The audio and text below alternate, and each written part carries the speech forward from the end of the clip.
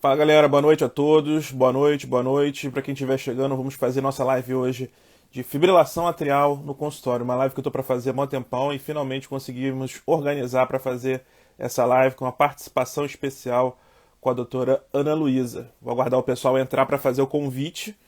Vamos aguardar ela entrar e aí eu faço o convite para entrar. Boa noite a todos. Quem estiver entrando já me dá um ok aí como é que tá o áudio. Boa noite, galera.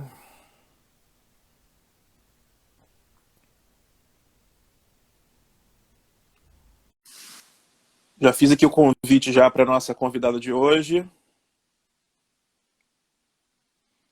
Galera, o áudio tá bom? Tudo certo, né? Boa.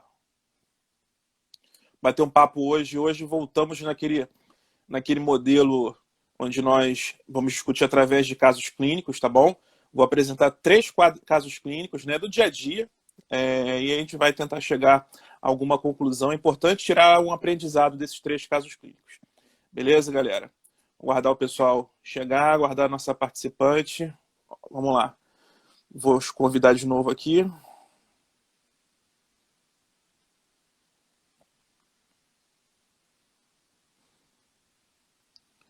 Um minutinho aqui, porque deu um problema lá com a nossa convidada. Vamos lá.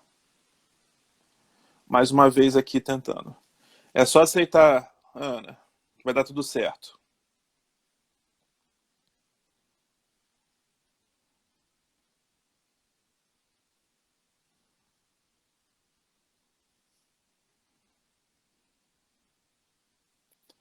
Deixa eu colocar aqui já o caso clínico, também para já adiantando.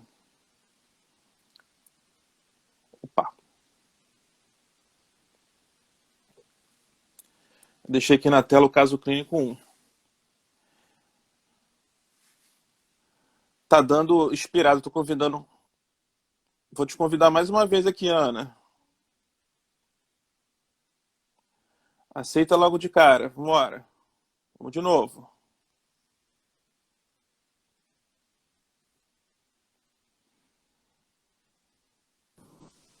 Agora foi. Agora foi. E aí, tá me ouvindo bem, Bruno? Tô te ouvindo muito bem. Ah, que bom. Então vamos lá, galera. Meus... Vamos começar a bater um papo. Para quem não conhece, a doutora Ana Luísa trabalha comigo, é arritmologista, formação lá no Dante Pazanese, sabe muito de arritmia. Ela que responde nossos pareceres de arritmia lá no hospital. E vamos trocar uma ideia, aquela ideia que a gente troca mais ou menos no nosso dia a dia, né, sobre os casos de FA que chegam lá pra gente, né. Tem muito caso, o caso hospitalar às vezes é um pouquinho diferente do caso que procura a gente no consultório, né. O paciente que procura uma emergência com fibrilação atrial, geralmente é um quadro mais agudo, o raciocínio que a gente utiliza no paciente agudo é no paciente que procura no consultório acaba sendo um pouquinho diferente, né. Então a ideia é a gente focar mais nesse paciente de consultório. Beleza, Ana? Beleza, combinado. Vamos lá. Muito Então vamos lá. obrigada pelo convite, viu, Bruno? Adorei. É sempre bom compartilhar os casos com você, as discussões clínicas lá na coronária do hospital e dos eletros que a gente sempre discute. Eu sempre aprendo muito com vocês também. Muito obrigada pelo convite. Show de bola. E a ideia é ter interatividade, tá, galera? Galera conforme forem surgindo as dúvidas, pode mandar pra gente aí, que a ideia é ser o mais interativo possível. Então vamos lá. Vamos ver aqui qual é o lugar que a gente clica para colocar o caso clínico, que está um pouco diferente ultimamente. Deixa eu ver aqui. Opa!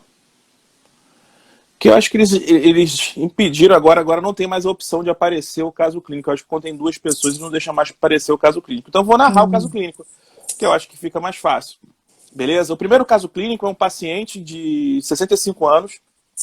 É um paciente que é empresário, um paciente que não faz acompanhamento médico de maneira adequada e, de repente, ele resolve procurar, ele marca uma consulta contigo no consultório porque ele está ficando muito cansado, muita palpitação e chega para você no consultório, você roda um eletro no consultório, identifica a fibrilação atrial. Não é incomum, né? Isso acontece toda hora, né? O paciente sem diagnóstico, um paciente que às vezes não tem nenhuma comorbidade, não tem nada, e por conta de um cansaço, uma palpitação, procura o consultório e está lá a fibrilação atrial. E aí, como é que a gente raciocina diante desse paciente? O que a gente vai fazer com esse paciente? Então, esse é um quadro muito comum, né? Assim, o paciente, às vezes, ele já até foi na emergência algumas vezes, às vezes fez ele já fez diagnóstico na emergência, às vezes não, mas é um quadro comum, né? Assim, eu pego muito esse tipo de paciente no meu consultório, né? Só para a gente entrar aí nesse papo do consultório, lembrar que é tão comum que o risco de FA em algum momento da vida da população geral é de quase 1 em cada 4 indivíduos. Né, uma população que vem crescendo com a mudança do estilo de vida, então é muito importante a gente atentar a isso, não só o cardiologista como o clínico também, né, e é uma doença que tem grande impacto, essa arritmia tem muito impacto na qualidade de vida dos pacientes, né, então esses pacientes eles são muito sintomáticos, os sintomas são amplos, né, o espectro clínico é muito amplo, esses pacientes de 10 a 40% dos casos, eles são hospitalizados todo ano. Então, é uma arritmia que tem uma morbidade muito grande, né? Desses pacientes, até 30% desenvolvem insuficiência cardíaca, o paciente pode ter um déficit cognitivo, uma piora do déficit cognitivo, então é muito importante que a gente atenta a isso. Só em relação à mortalidade, as mulheres, elas morrem até 2 vezes mais, por ter a mortalidade aumentada por todas as causas, e o homem 1,5 vezes mais. Então, só para a gente contextualizar a importância de detectar e de saber tratar de forma correta a fibrilação atrial, né? Entrando agora no nosso caso clínico, falando um pouquinho aqui não poderia deixar de falar, porque ano passado saiu a diretriz europeia da ESC, de 2020, de fibrilação atrial, que na minha opinião está muito boa. Eu acho que eles deram um valor muito importante, assim, eles valorizaram muito a parte de gatilhos, e eu sempre vinha falando isso no meu consultório. A primeira coisa que eu falo com o meu paciente é sobre o gatilho, é sobre o que leva, porque a fibrilação atrial, ela apesar de ser uma arritmia que às vezes motiva o paciente ir ao nosso consultório, ela nunca vem sozinha. Tanto que aquele conceito de lone FA caiu por terra. Eles até a ponta do iceberg, né? Exatamente. FA é a ponta do iceberg, né? Na verdade, são vários fatores que foram somando, e na verdade a fibrilação atrial é a ponta do iceberg, né? Exatamente, é a ponta do iceberg. Então ela nunca vem sozinha, ela sempre está acompanhada com vários outros fatores, várias outras doenças. Então é muito importante, eu acho que o papel fundamental do arritmologista é atuar nisso daí.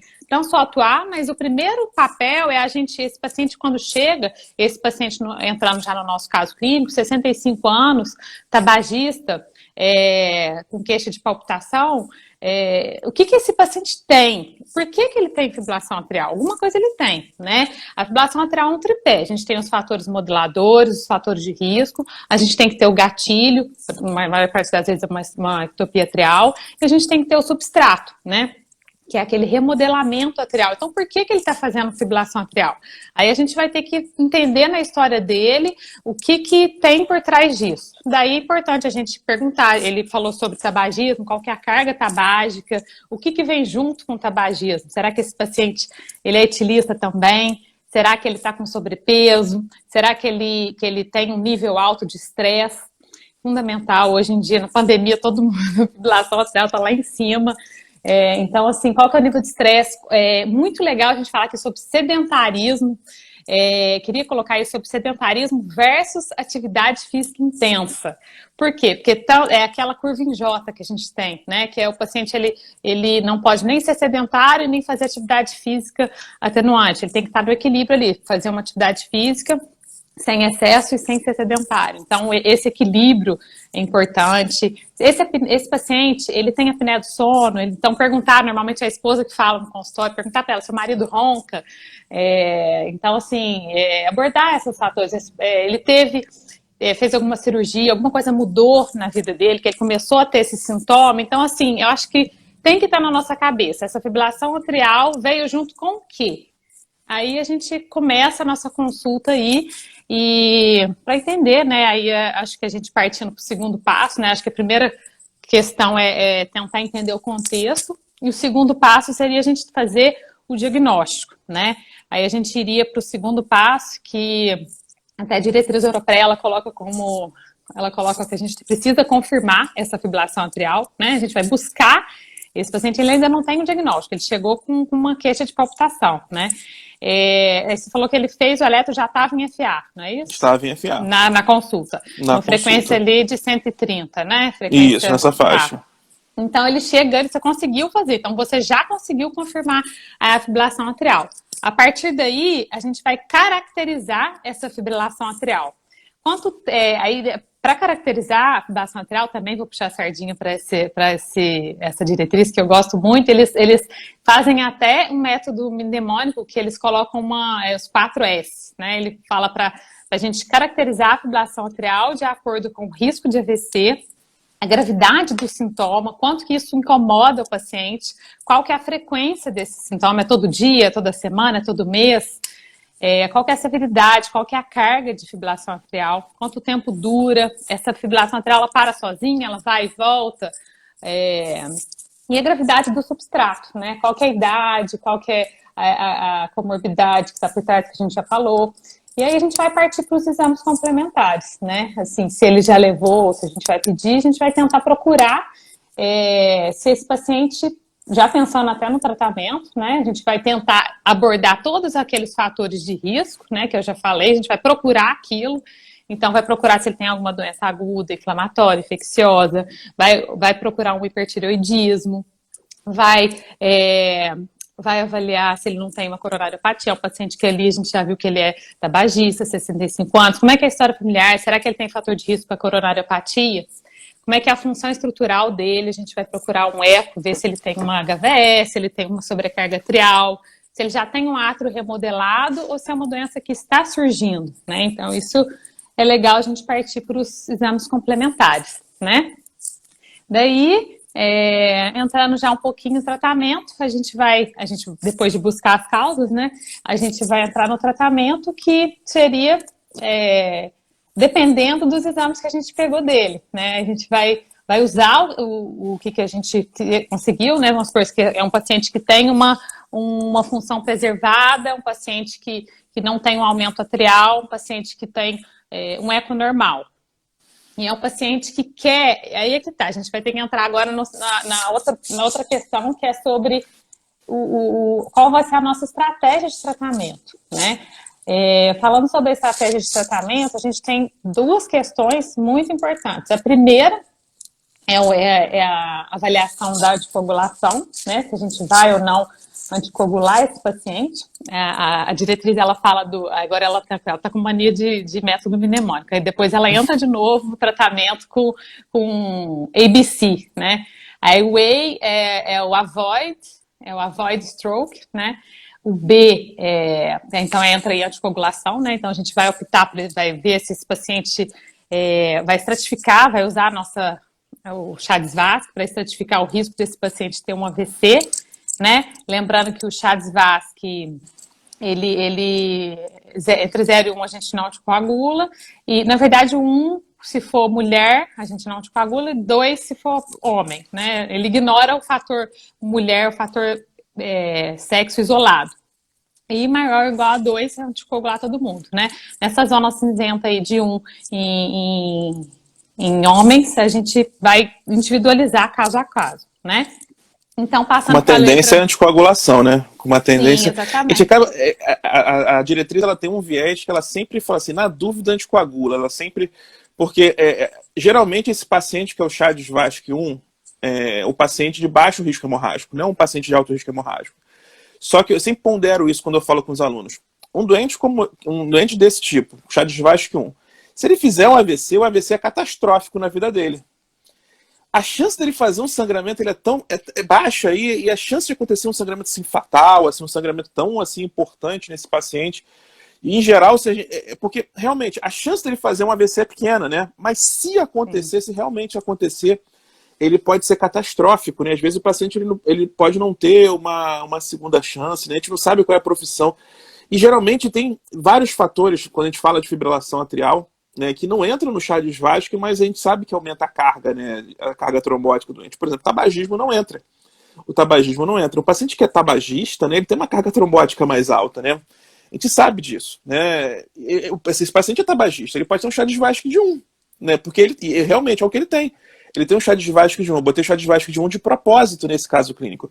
Mas é um paciente tabagista. E conforme às vezes você vai procurando o doente, vamos cavando, a gente acha mais informação. Exatamente. Que ajuda a gente a tomar a decisão, né? Não é, por isso que a diretriz, ela é um guia. Ela é um guia, mas não quer dizer que tem que fazer desse jeito, se não fizer você está errado, não sei o quê. Você tem que pesar tudo isso, e eu acho que como a gente está numa geração agora na evolução da medicina, que eu acho que a conversa com o paciente, compartilhar a conduta com o paciente é muito interessante, né? Eu acho que a gente continua tendo uma boa autonomia, mas eu acho que a gente tem que colocar na mesa as possibilidades para o paciente, especialmente quando a evidência ela não é tão clara, não é tão nítida assim, né? Então, nesse caso, eu acho que é um caso interessante para cogitar a possibilidade, sim, de anticoagulação, né?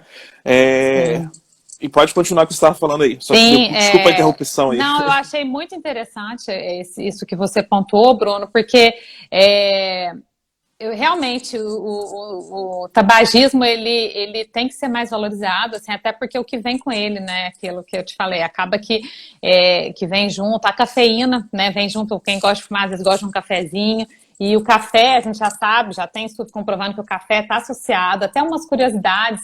A poluição, já tem estudo falando sobre poluição do ar, já tem estudo falando sobre doença do refluxo gastroesofágico, tem doença em mulheres após menopausa, tipo A, tipo sanguíneo A, pacientes com biotipo longilíneo, aumento de ácido úrico. Então, a gente tem, assim, um cenário enorme e já temos comprovações que é claro que não tem o peso de uma hipertensão, uma diabetes, então o Chagas, ele ainda é o melhor que a gente tem, mas a gente não pode ficar preso nele, né? Qual que é a história, o contexto clínico desse paciente, né? É um tabagista importante, esse paciente vai ter um remodelamento arterial, a gente sabe, o paciente DPL-cítico, ele faz um remodelamento arterial, então, esse paciente faz muita arritmia, né? Então, assim, a gente entendeu o contexto, é importantíssimo a gente não ficar preso em score, né? Eu sempre anticoagulo, assim, Chagas, pra mim, Chagas Vasque é raro eu não anticoagular, mesmo que um. Esse caso eu anticoagularia com certeza. E na diretriz ela fala, assim, ela até, a diretriz americana, ela até fala de uma coorte que eles fizeram que aumentou muito o risco de AVC nos pacientes. Eles anticoagularam e conseguiram reduzir muito o risco de AVC. Então, eles falam colocam isso do Chagas, mas depois eles falam, não, considerar anticoagulação em todos os pacientes com Chagas 1. Então, assim, eu acho importante, eu concordo, eu acho que o AVC é catastrófico e a gente tem que tender a anticoagular sim, tá? Concordo com você. E continuando, a gente estava falando do B, né? O B no ABC, Better Control of Symptoms, né? Então, eles querem, para controlar melhor os sintomas, o que você vai fazer para isso? Você vai controlar esse sintoma controlando o ritmo ou você vai controlar a frequência cardíaca?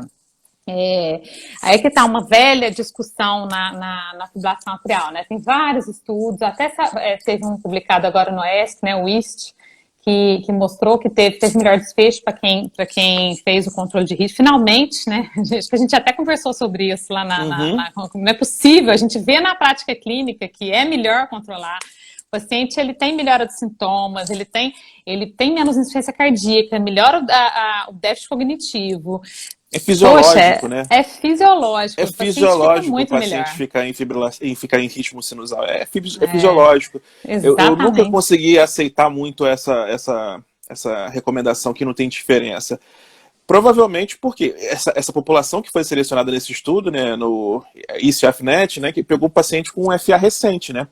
O grande problema é que muita gente, às vezes, pega o paciente com fibrilação atrial, deixa o doente de fibrilação atrial, e aí por isso que o paciente, depois que ele remodela o átrio, realmente é muito difícil. E nesse paciente já está com o átrio mega remodelado, você ficar insistindo demais em manutenção de ritmo, às vezes, aí nesse caso, realmente, provavelmente você não vai ter nenhum benefício. Mas no paciente com diagnóstico recente, esse paciente, para mim, é muito claro que é um doente que a gente tem que buscar controle de ritmo para ele, né? Sem dúvidas, eu pensava assim, mas a gente nunca conseguia provar, né? Mas agora esse ele tem alguns viés, né? Tem algumas críticas ao estudo, né? Essa é uma crítica, né? Ele pegou só paciente com 1 ano, com FA com 1 ano de duração, mas eu acho que aí está também a importância do nosso papel, de detectar esse paciente, de pegar que esse paciente, quando ele começa a fazer fibrilação atrial, ele tem sintomas. Ele fica lá 1 ano, 2 anos, 10 anos de fibrilação atrial, ele para de ter sintomas, ele se adapta àquilo. Então, pegar esse paciente na fase sintomática e controlar aquele ritmo, a gente sabe que fibrilação atrial gera fibrilação atrial, gera remodelamento que gera mais fibrilação atrial. Então, ter uma abordagem precoce, sem dúvida, faz toda a diferença, né? Então, nesse caso, eu conversaria com o paciente sobre essa questão, né? Até porque a gente vai ter que, nesse caso, a gente não vai conseguir tirar ele da fibrilação atrial ali, né? Um paciente que tem já um tempo de sintomas, né? Já uma FA que pelo menos 48 horas tem, né? A gente não vai poder cardioverter esse paciente, né? Ele não estava anticoagulado, né? Então é um paciente que a gente vai ter que conversar com ele qual seria a nossa próxima estratégia. A gente vai marcar uma cardioversão elétrica, eletiva, a gente precisa de ver, nesse paciente eu pediria um eco transesofágico, caso a gente opte por essa estratégia, que seria a minha tendência, preferir a controle de ritmo, eletivamente, para fazer um eco transesofágico, programar uma cardioversão elétrica. O que tem acontecido muito, Bruno, até nesse contexto atual, assim, no meu consultório, as fibrilações atriais que eu tenho visto assim, de diagnóstico recente, muitos eu tenho esperado a pandemia, porque o paciente tem muito medo de ir no hospital. Ele não quer hospital de jeito nenhum. Então, assim, eu tô com vários ali controles de frequência, eu acho que quando acabar a pandemia, vai todo mundo para o hospital para cardioverter. Porque assim, a gente tá, né, o paciente não teve Covid ainda, tá com medo de ir para o hospital, não vou mandar ele agora para o hospital para cardioverter. Então, assim, também tudo bem se você vai ter que ter essa opção de controlar a primeira frequência cardíaca para depois o controle de ritmo. Então, tudo bem se você ficar, você não precisa sair dali pro meu consultório e falar, vamos agora para mim. É muito comum, a gente pega, né? Uhum. Às vezes na emergência, cartinha do médico. Chega com cartinha na emergência. Chega com cartinha, paciente, fibrilação atrial, aí ele sai correndo, aí chega o paciente com aquele olho daquele tamanho, achando que vai morrer, vai tomar um choque. Então, não precisa disso, né? Esse paciente você vai controlar a frequência, vai explicar o que é. Nesse meio tempo da consulta, você vai pedir aqueles exames que eu já falei, vai pedir um exame de sangue para ver a função renal, já pensando no seu anticoagulante. Então, você tem tempo, calma. Tira o sintoma dele e anticoagula, que é o mais importante, né? E vai controlar ali a frequência. E o C do ABC do tratamento é as comorbidades, né? O tratamento e a abordagem das comorbidades, tudo aquilo que eu já falei, né? Talvez mais importante do que o tratamento farmacológico é a abordagem disso daí. E a gente vê claramente que às vezes a gente indica ablação e tem paciente que fica ótimo, para a ablação, e tem paciente que não, que volta, faz 2, 3 ablações, mas a maior parte desses pacientes é aquele que não é aderente, que não perde peso. Então, não assim, para de fumar. Não para de fumar, ele quer fazer ablação e resolver o problema, mas ele não quer fazer nada. Então, esse paciente recorre, né? Quer então, continuar fazendo a cervejinha no final de semana. Não quer parar de beber, não quer parar de fumar, quer continuar a vida e quer que a gente dê a solução da vida dele. Não vai acontecer isso, não tem jeito, né? Exatamente, né? Então, nesse paciente que a gente está discutindo, né? É um paciente que chega no consultório, um paciente que tem que ter fazer uma boa anamnese, né? Fazer um apanhado geral desse paciente, né? Por tudo isso que a gente já conversou, né? E é um paciente que ele tem que ter uma receita de alta, né? Uma solicitação de vários exames, né? Não pode esquecer de função tiroidiana, como você falou, né? Uma bioquímica básica, investigar fatores de risco, né? Pedir colesterol, investigar diabetes, tudo isso, né? Tudo isso tem que ser investigado, né? Ácido úrico, tudo isso você deve investigar nesse tipo de paciente. Solicitar um ecocardiograma, né? Solicitar um ecocardiograma que é fundamental, né? Para avaliar tamanho atrial, função ventricular, que são os 2 principais marcadores, né, para gente tomada de decisão, né, até para tentar entender mais ou menos de onde veio essa fibrilação atrial. Às vezes é um doente valvar também, né, claro que no exame físico a gente pode ter alguma dica, né, com sopro, coisa e tal, mas às vezes a gente faz um diagnóstico, né, às vezes um paciente, um doente valvar, a fibrilação atrial é valvar, o paciente até tem indicação cirúrgica, na verdade. Aí realmente não adianta a gente ficar pensando, é um doente que não vale a pena a gente correr atrás de reversão de ritmo, antes de resolver o problema de base, né? Então, é importantíssimo, essa primeira consulta, na verdade, é o início de uma investigação, né? E o principal é abordar a fibrilação atrial como uma grande síndrome, é isso que a própria diretriz ela fala. A fibrilação atrial não é uma doença, é uma grande síndrome, né? Ela tem vários fatores que a gente tem que considerar, né? E esse doente ele vai ter alta, basicamente, inicialmente, obrigatoriamente com um anticoagulante, né? E hoje em dia a gente tem muita segurança e muita tranquilidade para usar os novos, nem são mais novos anticoagulantes, são os DOACs, né? Que são os anticoagulantes diretos. 10 anos, né? Já, né? 10 anos já, então a gente tem muita tranquilidade para começar a medicação, né? Muita segurança, né? Todos têm um perfil de segurança bom, né? Claro que cada um tem a sua preferência individual, baseado no perfil do doente, baseado no perfil da droga também, né? Tem drogas que você utiliza uma vez ao dia, tem drogas que você utiliza 2 vezes ao dia, né? Cada droga acaba tendo uma característica, né, peculiar, que a gente vai, de acordo com o nosso paciente, pensar na escolha do anticoagulante. E para controle de ritmo, geralmente a gente vai utilizar o beta-bloqueador, né? O beta-bloqueador. Que no sufoco. Né? Para controle de frequência, isso. A gente vai utilizar o beta-bloqueador, que no escuro, né, quando a gente às vezes está muito no escuro, assim, a gente não sabe como é que é a função ventricular do paciente, geralmente a gente gosta de utilizar o metoprolol, né, que o metoprolol é uma droga que é boa para controle de frequência, né. Sim. Bisoprolol também é uma boa droga também, porque é uma droga que você dá para utilizar também no paciente que tem tem disfunção. Se o paciente tiver disfunção, você não vai criar problema para ele, né, mas e você não conhece a função ventricular do doente, né, então geralmente o paciente vai ter uma receitinha de alta com anticoagulante e com um beta-bloqueador, né? Sim, lembrando que esse paciente tabagista, às vezes ele tem uma broncorreatividade, o bisoprolol vai muito bem, né? A gente optaria assim, eu sempre uso muito beta.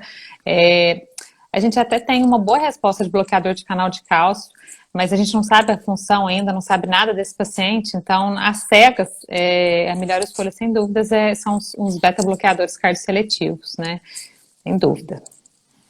Então, eu acho que esse caso, está bem discutido, sem dúvida. Deixa eu ver se chegou alguma dúvida aqui pra gente a respeito disso, né? Mas se ficou alguma dúvida aí nesse caso clínico, é só perguntar.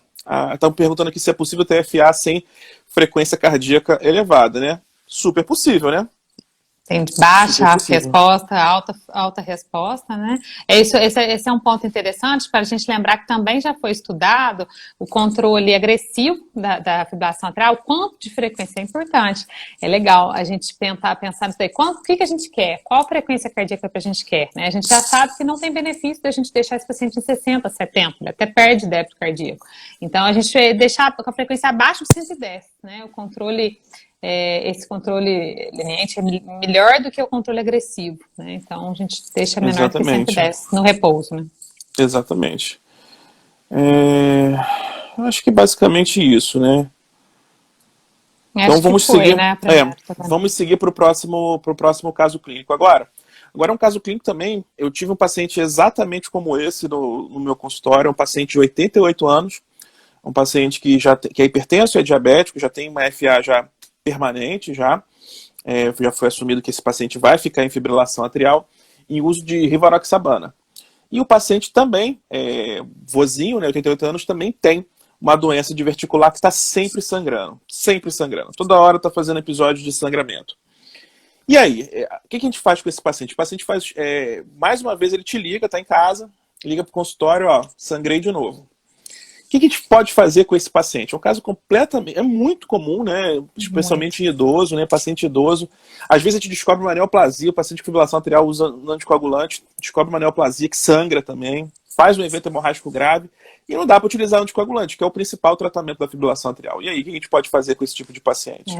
Esse caso é muito comum, a gente tem visto cada vez mais, como a gente está anticoagulando, e graças a Deus a gente está anticoagulando mais idosos, a gente tem visto cada vez mais comum, né, que é o paciente que também tem uma chance maior de complicação. Então, esse paciente aí, a gente já vê o chaves dele, já é hipertenso, diabético, 88 anos, né, só aí já foi, 2, 3, 4 chaves VASC, né, e é um paciente que ele já tem indicação de anticoagular, já estava em anticoagulação e sangrou, e aí? Então, a primeira coisa que a gente tem que fazer é tentar ver se esse sangramento é ou não é reversível, né? Investigar a causa desse sangramento. Primeira conduta nossa. Então, se esse paciente está sangrando, eu pediria, dependendo, né, de como que é um paciente frágil, é um paciente inteiro, se é um paciente que dá para fazer, eu faria uma colonoscopia para tentar investigar esse sangramento e ver, ele já tem até o diagnóstico de doença, será que é só um divertículo que está sangrando? Será que tem alguma coisa a mais? Daí eu sempre peço ajuda depois na conduta para gastro. Sempre chamo a gastro e falo, e aí? Posso ou não posso voltar à anticoagulação? É ou não é reversível? Se a gastro me fala, olha, não podemos voltar à anticoagulação. Não podemos. Então a gente vai ter uma conduta. Se ela falar, não pode, a gente vai resolver. Ele tinha uma displasia que a gente pode controlar, ele tinha só um divertículo que sangrou e agora a coluna está sem sangramento, eu vou voltar à anticoagulação. Lembrar, importantíssimo, se ele estava usando a dose correta, se ele estava usando alguma medicação que interfere, isso é bem menor agora com os DOACs, mas a gente precisa sempre lembrar, eu mesmo checo sempre o que ele está usando, lembrar, estava usando anti-inflamatório junto, então, usou a dose certa, não usou, confundiu com remédio de pressão, idoso, né, a gente precisa de checar isso, primeira questão na conduta é essa, na consulta.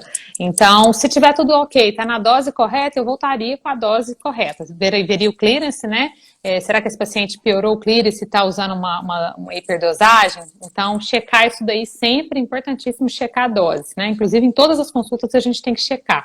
Que às vezes o paciente flutua, né? Ele teve uma flutuação da função renal e ele sangra, mas em contexto de uma piora da função renal.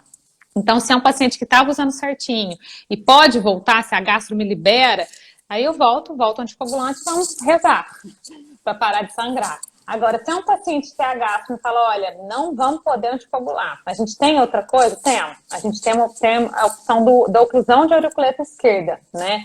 Que também já foi muito estudada, a gente já tem muita segurança em colocar.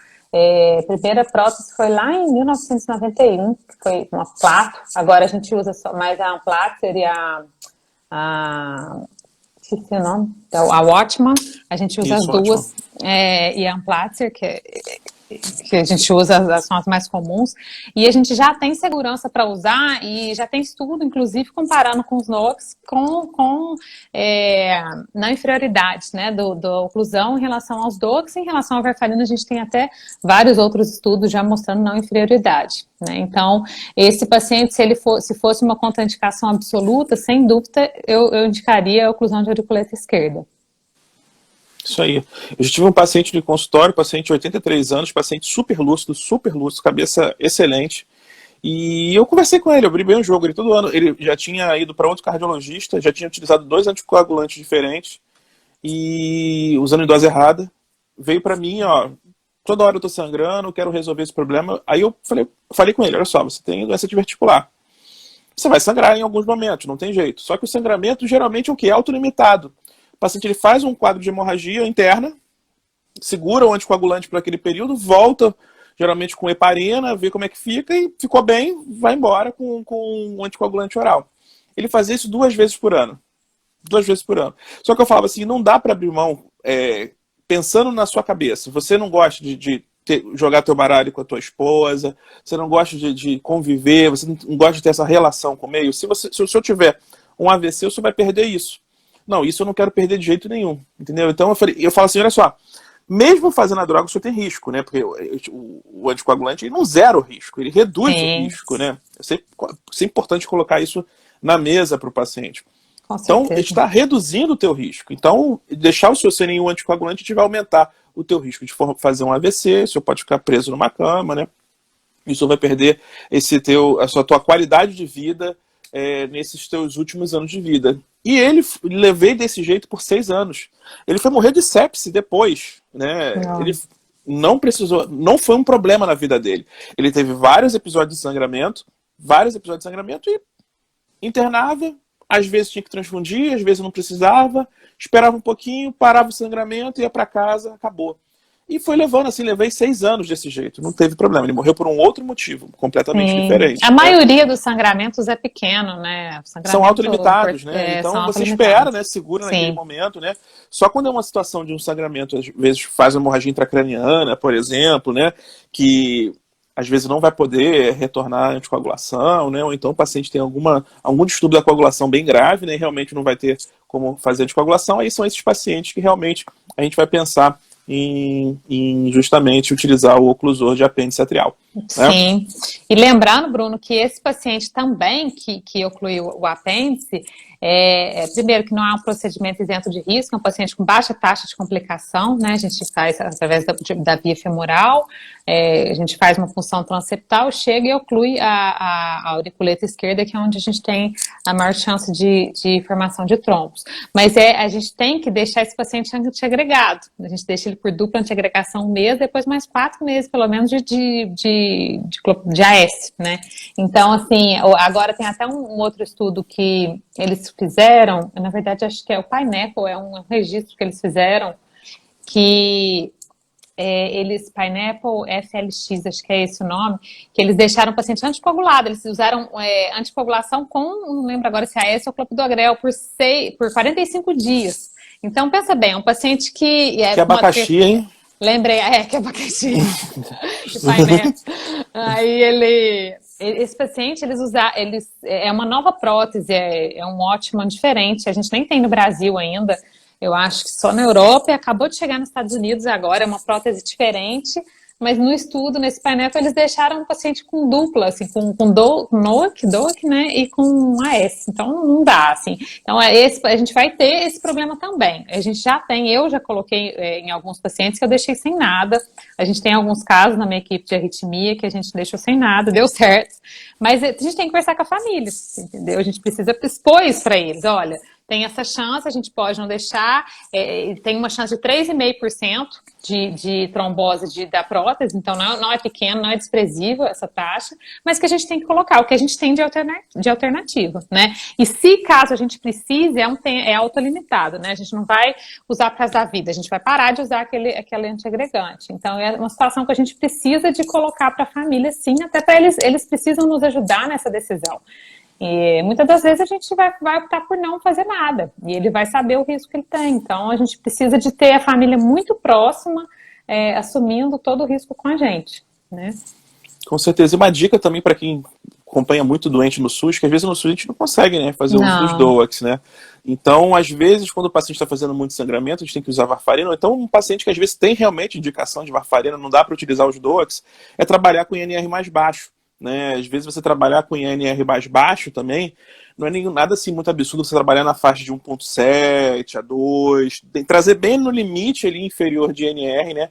Tentar trabalhar nessa faixa de INR para ter um grau de segurança maior. Também isso não é impossível, né? Então seria uma estratégia, no caso onde você precisa realmente utilizar a varfarina, né? Você utilizar essa estratégia. Até porque os DOACs, eles apesar de reduzem bastante sangramento intracraniano, eles aumentam o sangramento gastrointestinal.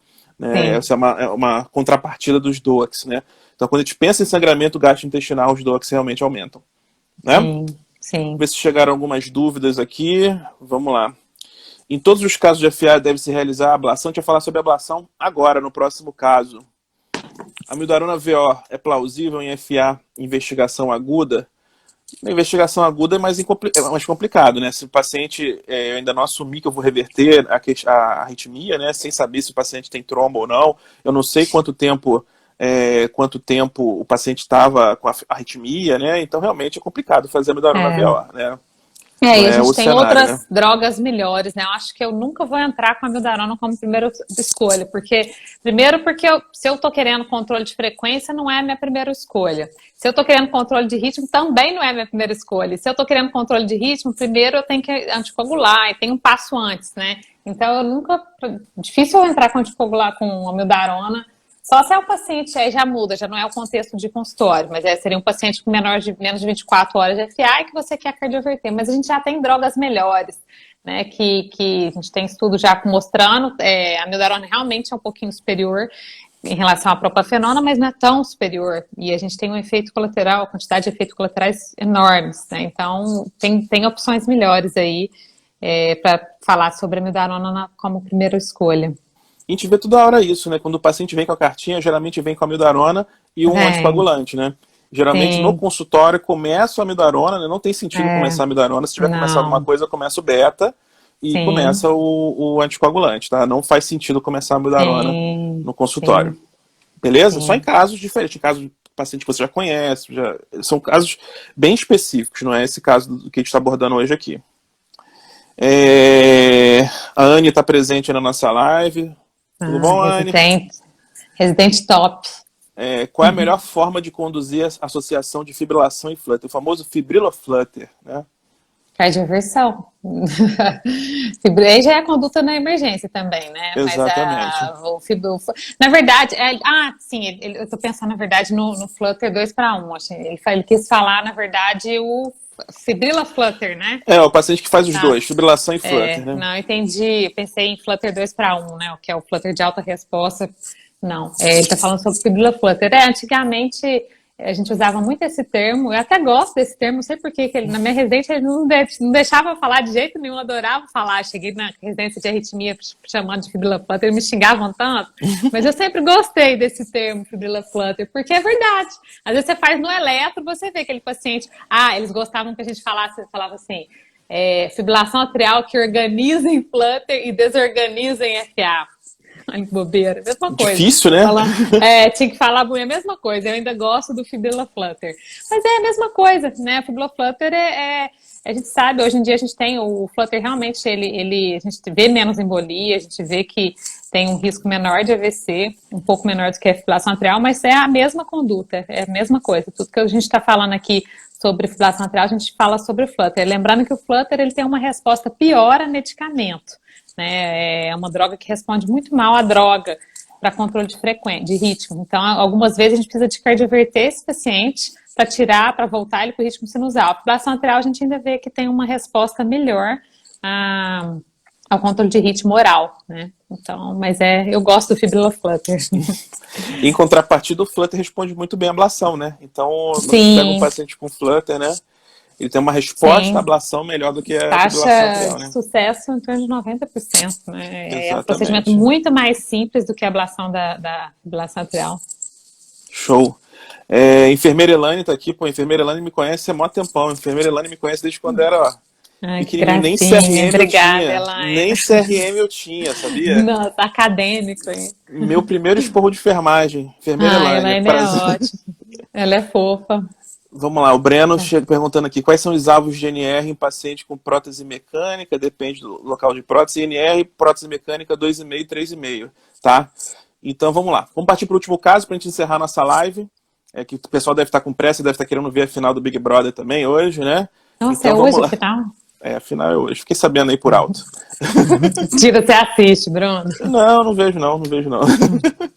Então vamos lá, o último casinho também é um caso também que volta e meia aparece. É um paciente que já tem o diagnóstico de fibrilação atrial paroxística, né? E ele vai no consultório, um paciente jovem, de 54 anos, o paciente tem um CHADS de 0, não está anticoagulado, mas o paciente está com muito sintoma, com sintomas semanais agora. Palpitação direto. E o paciente vai no consultório porque ele está apresentando essa sintomatologia.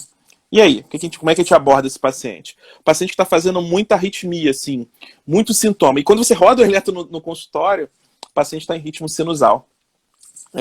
Porque o sintoma, realmente, a arritmia ela é paroxística, né? Também é muito comum isso acontecer. E eu peguei um caso essa semana muito, muito lindo, que eu até mostrei para a Anne, né, Anne? Acho que foi semana passada, de um monitor, um caso que a gente pegou no monitor de eventos, né? Porque aí é que tá, a gente vai ter que ampliar o tempo de monitorização desse paciente, né? Então, a gente tem que perguntar para ele qual que é a frequência, você já falou que é uma vez por semana, então a gente vai ter que ter ainda poucos cardiologistas sabem que a gente usa o monitor de eventos, eles não sabem ainda o contexto do que é um monitor de eventos. Isso é um looper, holter, é uma confusão o nome. Então, lembrando aqui que existe um aparelho que é um holter prolongado, que a gente consegue monitorizar esse paciente por um tempo maior, porque o holter a gente consegue deixar 24 horas. O monitor de evento a gente pode deixar 7 dias, 14, até um mês. E existe ainda o monitor de eventos implantável, que o paciente coloca como se fosse um chip, o tamanho de um pendrive, pequenininho, ele coloca subcutâneo, e aquilo consegue detectar e armazenar arritmias em até 1 ano. Agora a gente já tem outras opções de até 3 anos. Então, Apple Watch também, né? Tá na moda. Sim, nossa, a Apple Watch tá um sucesso, assim, já é a gente já pode usar com segurança. Eu já fiz diagnóstico também de fibrilação atrial no Apple Watch, que foi super legal, que paciente com palpitação muito esporádica fica difícil. O paciente às vezes tem 2, 3 vezes por ano a arritmia. Então você fala, ó, tem a capinha que você tem um negocinho que você coloca no celular, esqueci agora o nome, que a gente coloca no celular para detectar. Tem o Apple Watch, tem um monte, né? Acho que tem muitos. Só não faz diagnóstico de FA quem não quer, né? Quem não quer. Tem o monitor de eventos, né? Então hoje em dia a gente precisa de fazer a busca ativa em FA. A gente precisa, esse paciente que chegou no consultório, a gente precisa achar qual que é a causa da arritmia dele. Então a gente colocaria pelo menos ali nele um monitor de 1 semana, né? Como ele tem sintomas semanais, às vezes também, porque o Murphy e o arritmologista estão ali, ó. Então às vezes eu ampliaria um tempinho da monitorização, colocaria um monitor de 15 dias aí pra gente tentar detectar essa fibrilação atrial, né? Para tentar, quer dizer, se o paciente ainda não tem diagnóstico, né? Ele tem uma queixa que sugere. Porque às vezes a gente consegue também Esse, no caso do caso, já tem diagnóstico. Esse aí do caso, ele já tem diagnóstico, inclusive já está usando propafenona já. E mantém sintomas com propafenona. Tá. Esse já tem diagnóstico. E tem sintomas semanais mesmo usando a propafenona. Ele já tem com diagnóstico. 600 miligramas. Com 600 miligramas de propafenona. Ou seja, ele está usando uma droga otimizada, né? Ele deve estar já aí com uma frequência controlada, às vezes uma frequência que não dá nem para associar um betinho, né, que a gente faz às vezes, entra um Concor ou um metoprolol. Se é um paciente que já está otimizado, a gente vai mais uma vez, tudo aquilo que eu já falei não vou repetir, mas se ele é um paciente que não tem gatilho, não tem nada que você consegue mudar, né, esse paciente que não tem outros gatilhos, parece que não tem comorbidade, não tem nada que você consegue detectar, já está otimizado, às vezes acontece, o paciente não tem nada e ele não tem nada que a gente consiga detectar, às vezes ele ainda vai aparecer, né? Esse é o caso que eu mandaria para ablação, né? É um paciente que a gente precisa de controlar esses sintomas, já está na dose otimizada da medicação e eu não digo... não tem indicação, né? Paciente novo, não. Eu sempre falo que se eu preciso trocar para mildarona, eu tenho que indicar ablação. Então, assim, às vezes a gente até indica antes, dependendo da história do paciente, opção do paciente. Eu sempre converso com o paciente. Na minha primeira consulta eu falo sobre ablação. Porque, para explicar para ele que existe essa terapia, eu sempre falo, olha, a primeira coisa que a gente vai falar é sobre anticoagulação, você se encaixa ou não na anticoagulação. Segundo ponto é o tratamento. Para o tratamento, a gente tem a opção farmacológica, fala do controle dos gatilhos e fala sobre ablação. Não é porque se a gente já fala, se em algum momento falhar a parte de medicamentos, ele já sabe, ele já lembra, você já tinha me falado que tinha aquela opção de fazer ablação. Então, ele não assusta tanto quando você fala ablação, cirurgia. Então, se você já expõe, já entende, o paciente sabe que tem essa opção, ele já aceita melhor nesse caso, igual ele chegou já. Provavelmente, esse paciente, começou com 450, estava com sintomas, se aumentou para 600, ele continuou com sintomas, não dá, a frequência está ali 50, já está na dose máxima, então a gente tem que passar para ablação, né? Com certeza, né? Sempre lembrando que o paciente bom para ablação é o paciente justamente da FA paroxística, né? É aquele paciente que entra e sai de FA. Não que a FA permanente seja uma contraindicação à ablação, né? Só questões de indicação, sem indicação classe 1, né? No paciente com FA paroxística, né? Isso volta e meia é cobrado, né? Volta e meia não, todo ano é cobrado na prova de título isso é questão certa na prova de título de cardiologia, né? Saber a indicação de ablação de fibrilação atrial. Então, entender que o paciente com FA paroxística, né? O paciente que é sintomático, né? Então, esse paciente ele está muito sintomático e o paciente necessariamente ele tem que ser, idealmente, na verdade, né? Existem algumas situações que você pode indicar ablação sem o uso de medicamentos, né? Mas esse paciente especificamente, o paciente está em uso de medicamento, antiarrítmico, e o paciente ele continua sintomático, né? Lembrando que tem que ser um antiarrítmico, né? Não pode, por exemplo, por mais que a gente considere o beta bloqueador antiarrítmico, se o paciente faz só beta, a gente não considera o beta como uma droga para tratamento de fibrilação atrial, né? Não é uma droga considerada um antiarrítmico para manutenção de ritmo, uma droga para controle de frequência, não é considerado um antiarrítmico para controle de ritmo, tá? Então, só para aproveitar essa questão, né, para deixar claro essas indicações de ablação. Então, paciente com FA paroxística, paciente muito sintomático e com falência Esse é o paciente 1A, né? Um paciente que ninguém discute questão de ablação. Sim. Paroxístico, sintomático e refratário ao uso de um antiarrítmico.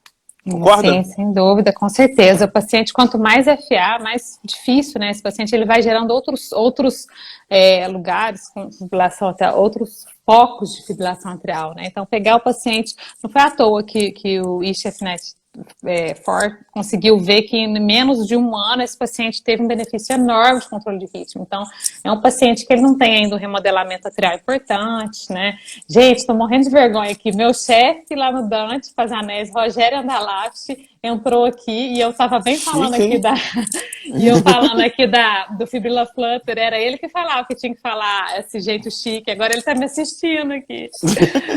Que legal. Ele até me lembrou aqui o nome. Rogério, muito obrigada pela sua participação, é uma honra ter você aqui, é um chefe, um grande mestre da arritmia de São Paulo, uma pessoa que eu respeito muito. Muito obrigada pela presença. Ele até me lembrou aqui, Bruno, o nome do dispositivo que eu queria lembrar é o AliveCore, que é o que vai, é uma capinha super legal, nem é barato, a gente compra fora, é uma capinha que você cola no celular e coloca com o dedo, a gente consegue fazer uma derivação e detectar. É uma outra opção da gente detectar a fibrilação atrial. Show. A Anne está perguntando, anticoagulação pós-ablação? Porque muita gente quer fazer ablação para não anticoagular mais, né? É importantíssimo esse tema. Pior que a gente não pode tirar a anticoagulação. Na verdade, esse paciente ele é outra coisa que a gente vai ter que conversar muito com o paciente na consulta. Eu tenho, por exemplo, um motoqueiro, um paciente meu que ele andava de moto, e quando eu conversei com ele a primeira vez, ele falou, eu não quero parar de andar de moto, ele viaja com... É um paciente que tinha um monte de gatilho, tinha uma apneia, um monte totalmente descontrolado. Ele falou, olha, eu vou fazer de tudo, mas parar de andar de moto eu não vou. Então eu quero parar a anticoagulação. Eu falei, olha, então tá, então você vai perder peso, parar de beber, vai ficar só andando de moto.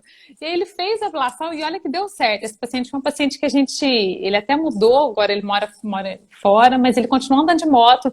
Ele perdeu quase 30 quilos, controlou diabetes, controlou pressão alta, o paciente que ficou totalmente zerado, e aí ele não anticoagulou nunca mais, continuou feliz andando de moto. Mas assim, se é um paciente que ele fica totalmente, é um paciente que ele está bem controlado, um paciente que eu estou monitorizando de perto, está sem fibrilação atrial, a gente até pode suspender e acompanhar. O importante é tentar detectar. Se é um paciente que tem paroxismo de FA, de fibrilação atrial, a gente consegue, aquele paciente que sente a FA, é mais fácil, porque a gente consegue saber se ele está fazendo ou não paroxismo de FA. Mas, assim, eu tenho uma tendência grande a anticoagular para o resto da vida. Só se for um paciente muito bem controlado, um paciente que consegue controlar muito bem os gatilhos, que não é a maioria, né? A gente vê que não é a maioria. A gente sempre tem ali a possibilidade de recorrer. Mas se é um paciente que, igual esse, que a gente consegue conversar e colocar os riscos, a gente poderia deixar essa anticoagulação, em alguns casos individualizados. Com certeza. Isso que você falou é fundamental, importantíssimo, porque isso também acaba sendo uma limitação do próprio Chades-Vasque, né? Um paciente que, por exemplo, no Chades-Vasque tem lá hipertensão arterial. Um paciente que usa 50 de losartano é a mesma coisa que o doente que usa 3 drogas para controle da pressão arterial? É a mesma coisa um doente que está com a pressão controladinha, direitinho, do que do paciente que está com a pressão toda descacetada, com a pressão lá em cima? Não é a mesma coisa.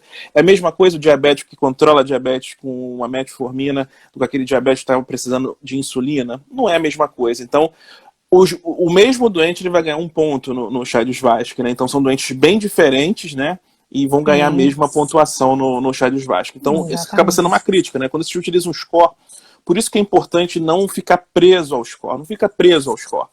Olha o doente, né? Tenta sentir o doente, você tenta sentir qual é a carga trombótica do seu paciente, porque essa individualização de tratamento que acho que é a palavra eu acho que é o futuro da medicina, né? A gente vai cada vez mais buscar individualização. Os pacientes são diferentes, né? Quando a gente faz um estudo, a gente tenta colocar um grupo de pacientes numa mesma condição. Mas a gente sabe que cada paciente tem sua particularidade. Então, a gente tem que conhecer as particularidades do nosso doente, né? Para implementar o melhor tratamento, né? Sim, importantíssimo. Individualizar, né? Tem que ver a história de cada um. É o mais importante. Exatamente. Mais alguma dúvida, pessoal? Luiz Soares, sempre o Luiz presente nas nossas lives, tudo bem? Eu só não entendi o que você perguntou. Você botou drogas classe LO3, confesso que eu não entendi. Eu não entendi esse LO3 aí, não. Eu confesso que eu não entendi. Tá? Eu não sei se você quis dizer classe 1, né, antiarritmo classe 1, que é classe 1 e classe 3, que são os antiarritmos que nós devemos considerar Achei. como tratamento, né? Lembrando que a propafenona é classe 1, né? E o amidarona e o sotalol classe 3, né? Ô, São as Bruno, tem da... uma aqui importante que eu acho que é legal a gente só lembrar, que é a Lara, ela perguntou aqui sobre a Pill in the Pocket. Lembrando que a Uhum. Pill in the Pocket é uma estratégia que a gente ainda pode usar, eu gosto muito dela, mas lembrando que a primeira vez que a gente vai fazer a Pill in the Pocket tem que ser feita no hospital, monitorizado, né, e com beta-bloqueador ou bloqueador de canal de cálcio antes, né? Então a gente pode sim usar essa estratégia como reversão no paciente com FA aguda, né, explicar para ele, lembrando que a Pill in the Pocket é o uso de 600 miligramas da propafenona, né, para controle de ritmo no paciente que faz FA aguda. A gente pode fazer isso ambulatorial. Pill in the Pocket que a gente pede para ele guardar mesmo. Guarda ali a propafenona no seu bolso, tira, coloca, toma 600 miligramas. Tem uma grande chance de reversão, né, nas próximas 4 horas, mas tem que ser feita a primeira vez no hospital com monitorização por causa do risco do Flutter 1C. Show. Excelente dica, excelente dica. Patrícia. Eu Obrigada, acho que Patrícia. Eu acho que é isso. Eu acho que foi uma live excelente. Eu acho que conseguimos discutir claro que não dá para esgotar o tema, né? No tempo que a gente se propõe para fazer a live, né? A galera tá na ansiedade do final do Big Brother, né? Agradeço muito a tua participação. Eu acho que a gente conseguiu acrescentar muita coisa para o pessoal que está assistindo a gente. Foi ótimo, Bruna. É sempre muito bom discutir com você e a gente falar sobre temas tão importantes. Muito obrigada, viu, pelo convite. Adorei.